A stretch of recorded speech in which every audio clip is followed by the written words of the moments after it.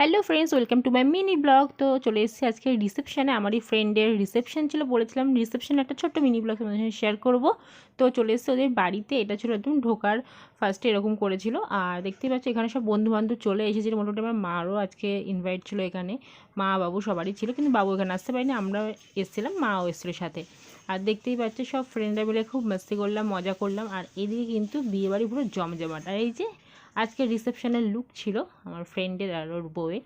দেখতেই পাচ্ছ কেমন লাগছে তোমরা অবশ্যই কিন্তু কমেন্টে জানিও। এই যে সবাই আছে, সবাই খুব গল্প করতে এখানে ব্যস্ত। না, অনেক দিন পর এক জায়গায় হলে যেটা হয় সবাই মিলে মানে অনেক কথা জমে থাকে সেগুলো। কারণ এখন আমাদের সবাই কী হয়েছে, বিয়ের পর এক একজন এক এক জায়গায় থাকি, সে হয়তো একসাথে হয় না, শুধুমাত্র ওই ফোনে যেটুকু কথা।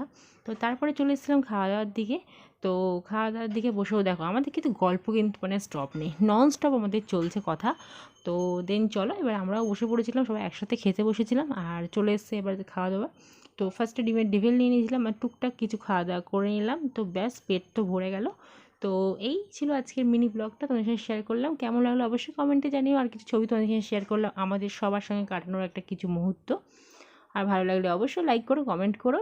আর যারা ফেসবুক থেকে অবশ্যই পেজটিকে কিন্তু ফলো করতে ভুলো না।